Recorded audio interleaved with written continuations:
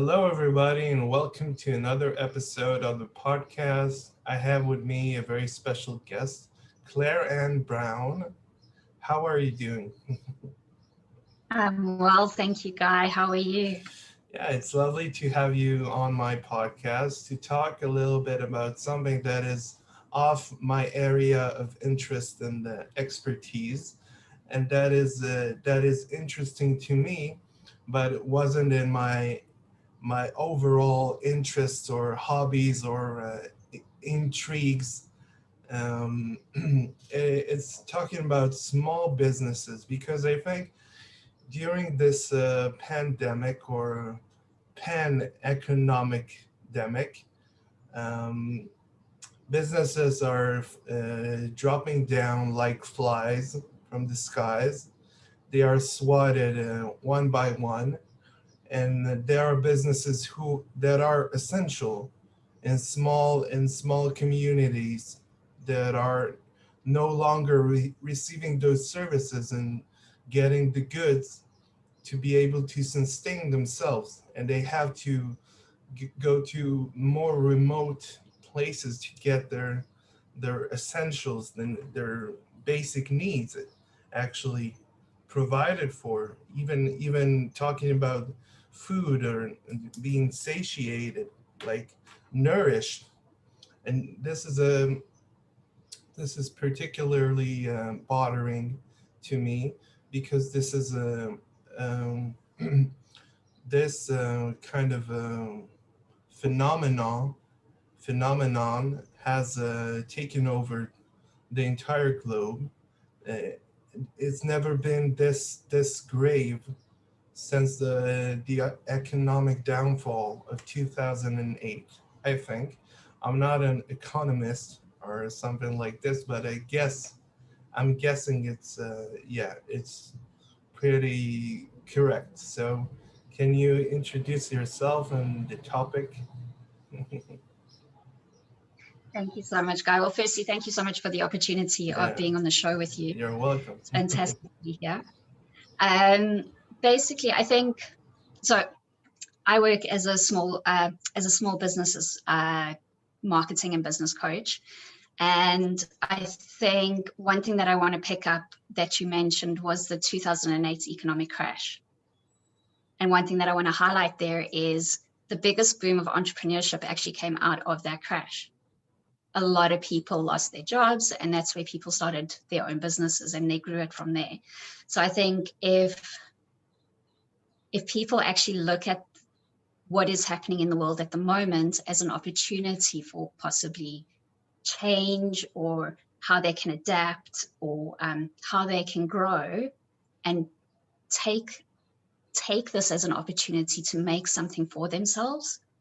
It's all about that change of perception of going from, oh, this is something bad that has happened to us, to how can I make this work for me? How can I adapt in my current environment Mm.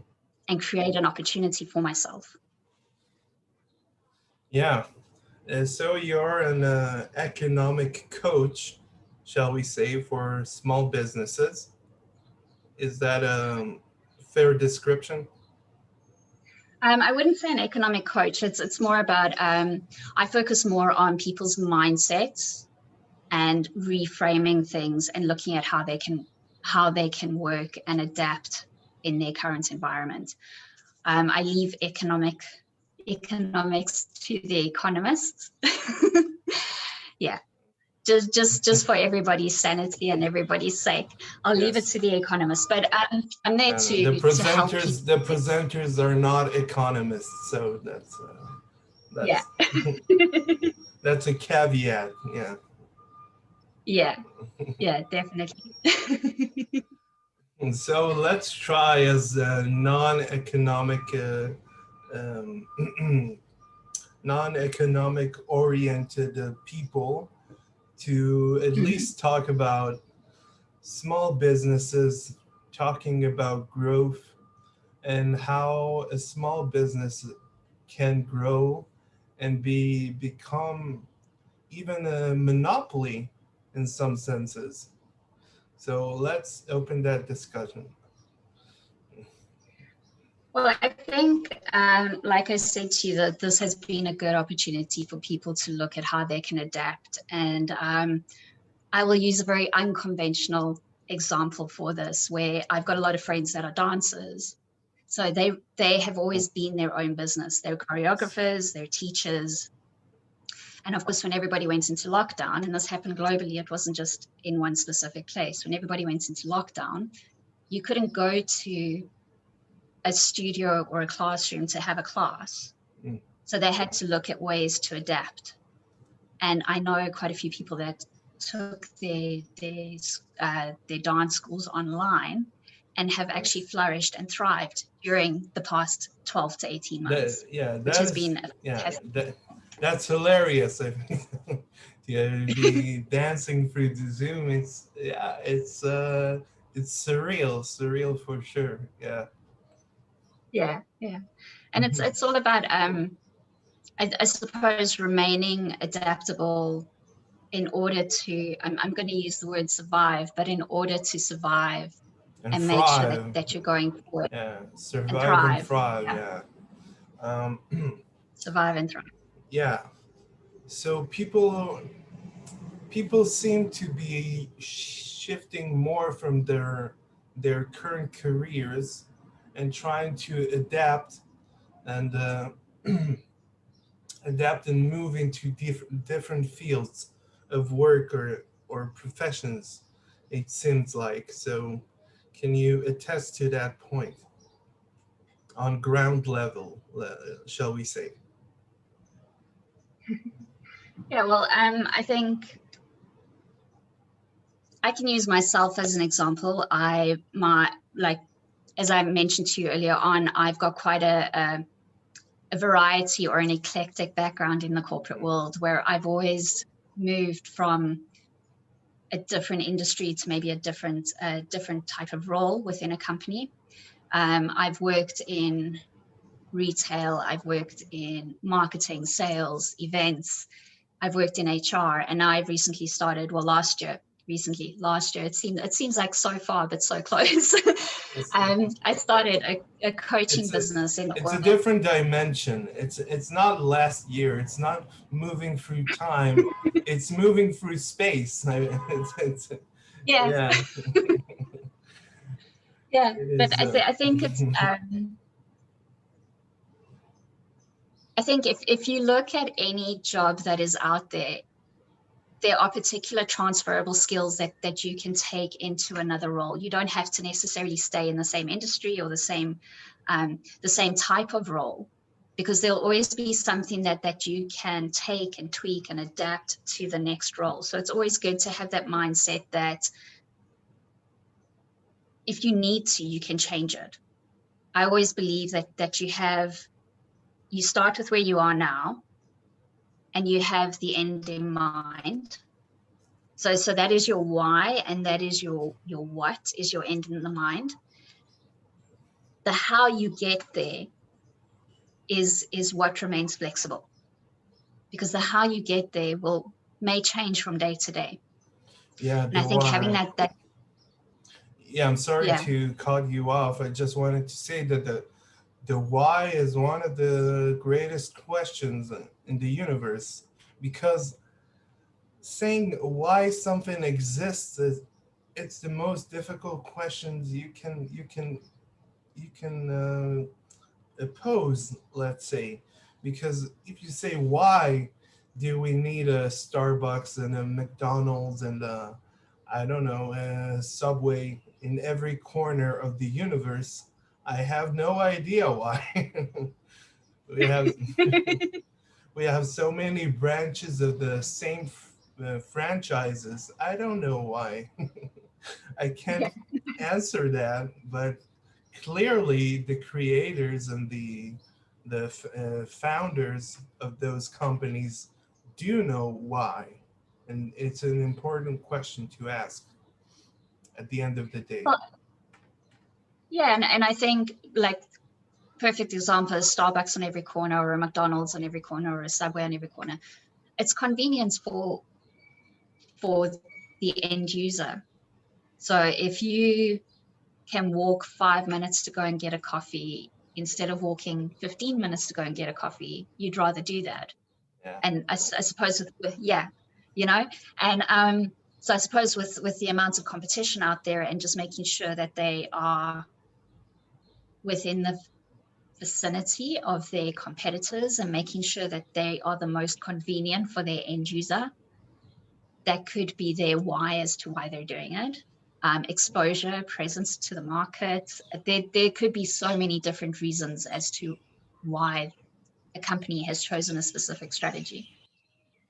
Yeah, so can we talk a little bit about strategies and talking about trying to invest in your business, trying to get investors to lift your business up from I don't know, from being a mediocre family run mom and pop shops to being something a little bit more, I don't know, that has more panache, that has a quality to it. It has a uniqueness that is specific to that business and attracts the people that and the crowds that it wants to attract. So can you speak a little to that? Well, I think I would say the first and most important thing that a business owner should be aware of or should assess is, do they want to stay small and be the mom and pop on the corner, or do they want to scale their business and grow? Because sometimes the mom and pop store on the corner has that uniqueness that draws their clients in. It has that valuable relationship where people actually feel special. Whereas when you start scaling and you start growing and you start having a store in every street corner, it sometimes loses that. So it's always making sure that you're aware of the difference and that is what you really want. With regards to scaling, I would say make sure that you have a good, proper foundation first. I think sometimes what businesses tend to do is they have this big vision in mind, but they want to get there tomorrow. And then they haven't built the proper foundations or made sure that they've got the proper relationships and support from their customers. And then you start reading stats of like new businesses. For example, 20% of new businesses fell within 20 to 30% of new businesses fell within the first year, 25% fell within the next year. But if people actually start with the end in mind and start building it up slowly, and that is what they're building towards, it's all about the patience. And they need to understand that it doesn't need to be perfect now. It's about progressing to the next step as they go along. And if it takes you 5 years to get there, just be patient and you'll get there rather than trying to achieve it too quickly. Yeah, being a business owner, sorry, a lot of people don't notice or talk about it because I know managers. I've worked under managers. I've been a mid-level managing positions, and and it's not just knowing the product. You're not just selling the product. You have to learn a lot of things. You have to get your feet wet. Let's shall we say, with in a lot of different fields. You have to be financially wise. You have to be marketing wise. You have to be able to to have some sort of a publicist or some kind of company that will boost your business and will increase your exposure. It is it is a very tough and stressful job, and businesses fall by the sideways because there are things that are not uh, coming into consideration when starting the business. You have to have all your ducks in a row before you start a business. So, can you talk about what are the essentials of starting a new small business? So I'd say be aware that as a new small business owner, you're going to wear a lot of hats, and it's going to be a lot of learning. As you mentioned, you need to be aware of, firstly, the legalities and the insurances behind it. Also being aware of marketing to your customer. Who is your customer? What I actually do is I get people to sit down and write out. They give their customer a name, they give their customer an age. What are their likes and dislikes? What do they Google? What are their hobbies and interests? Just so that they can put a picture in mind of who they're actually selling to. Because there's no point in having a product if you don't actually know who you're selling to. And then it's also, if you're doing a service or an actual product, how are you actually going to distribute that? How are you going to market it to your audience? How are you going to create awareness? How are you going to, and this is a big one, how are you going to bring value to your customer? That is a big one. And I think especially now, we're I don't know, I kind of see it that we're going back to the old of creating that valuable relationship with the customer. It's not just about buying and selling over the counter or buying and selling online. It's also creating that valuable relationship. And that's where social media comes in quite handy, because you can create that relationship with your customer on social media as well. It's not like you're selling door to door anymore. And yeah, so that's a big connection. And it also gives you the opportunity to have a wider outreach. You can be global without being a massive corporation, if that makes sense. Yeah, global without the physical part, let's say. Yeah, exactly. Yes. Exactly. Yeah. So let's talk a little bit about product marketing. What is the science behind attracting more eyes to your business as opposed to the guy on the next block that is that has a bigger sign and neon lights and a lot of people that come to greet the customers coming in, and he has all those panoramic screens, and he has all those bells and whistles. How can you compete with that guy that has been on your block for, shall we say, 30 years, and you're the new guy, the new fish in the pond, a small fish in a in a small pond, but you have a big shark in the pond. There's a lot of ways that you could get around that. There's ways. So, for example, you could come into the market, and I'm going to say a few things here, but you could come into the market and you could be the cheapest within your competitor space. But then looking at that, you have to look at how long can you actually sustain that? How long will that actually help your business grow? Or you could come in, let's say mid-range, and be the same price as everybody else. But then how do you make yourself stand out? And the same as if you come in more expensive or at the top price range, what value do you bring that you can justify charging that? Yes. So I think with the last two that I've mentioned, value is a big thing. It is because that's what basically sells your product at the end of the day. Unless you've got something that is a very niche product and you are the only one in the city or in the town that sells it, you will always have competitors. So it's looking at how you can bring value to your customer. I still remember when I was studying marketing, one of the things that they always drilled into our heads was you need to create the need within your customer for that product. Mm-hmm. One of the more recent things that I've been learning is you need to understand who your customer is. They never taught us that in school or when I was studying marketing. They're always talking about, oh, you need to create the need. And I'm sure things have changed because I'm not going to give away my age, but I studied it a long time ago. But it's, you need to understand who your customer is, and you need to speak to that customer. And that's where that relationship building comes in, and it's bringing that value to the customer. So I would say that that would be one of the biggest things that you need to do. Yes, it's very important, because there is a hook to everything, shall we say?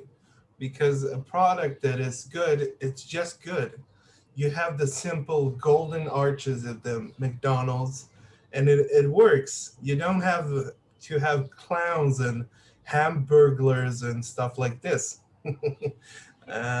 You have the you have the iPhone design, you have the iPad, let's say, and nobody knows this, but it looks like an old radio, essentially. The iPad, it has all the senior citizens, let's say, that go jogging, and you see those kinds of radio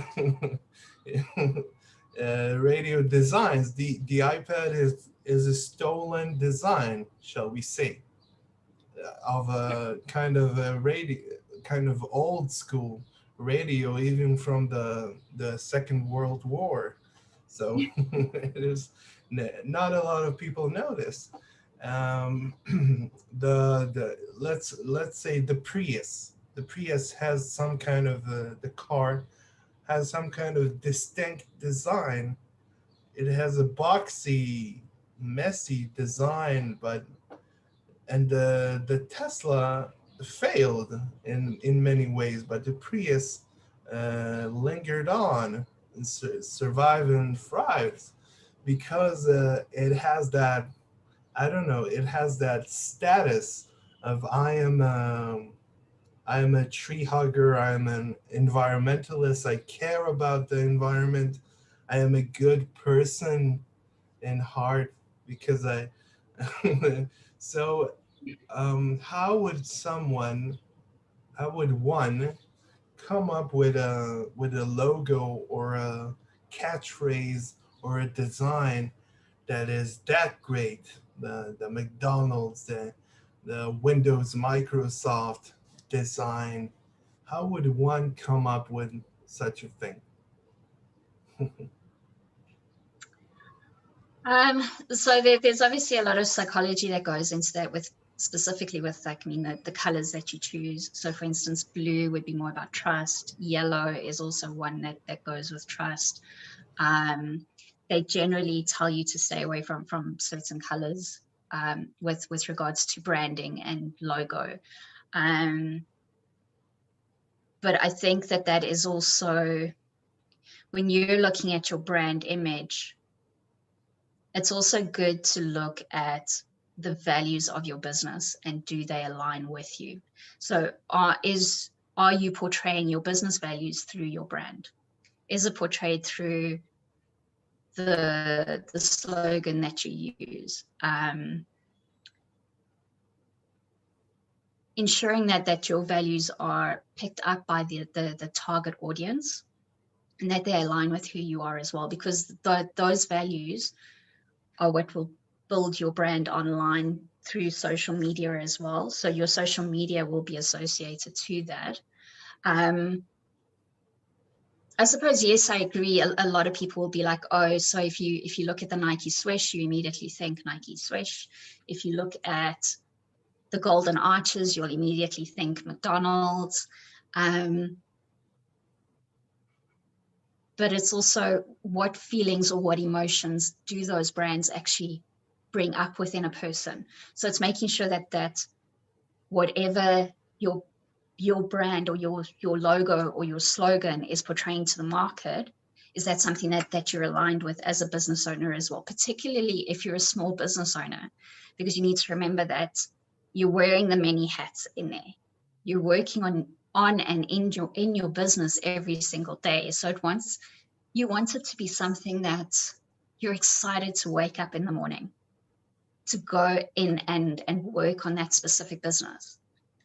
So that's why it's making sure that you have your values aligned within your brand and your business to make it exciting for you. Because you don't want to be sitting 6 months down the road and going, oh, I don't want to go in and work on this today. Please, no. You want to make sure that it's aligned with what you're doing. And you want to make sure that it excites you. And I think that even goes for big corporations as well. You see a lot of big corporations talking about brand image and aligning with their staff and stuff like that. So I think whether you're a small business owner or a big corporation, it's the values that actually come down to the nitty gritty of how do you portray to the market as well. Yeah. Yeah, so I want to thank you so much for this lovely and insightful talk. We have a lot of topics to cover, I think, further on the line. And I want to thank you so much, Claire, for participating in my podcast. Oh, thank you, Guy. It was lovely to talk to you. I tried not to get too excited, and I tried not to wave the hands around too much because I get very Yeah. So hopefully, I gotta tell you a secret also. Me too. I'm trying to do that also. 100 spirits. There we go. Yeah, thank you so much for watching, and we'll see you on the next episode. Bye.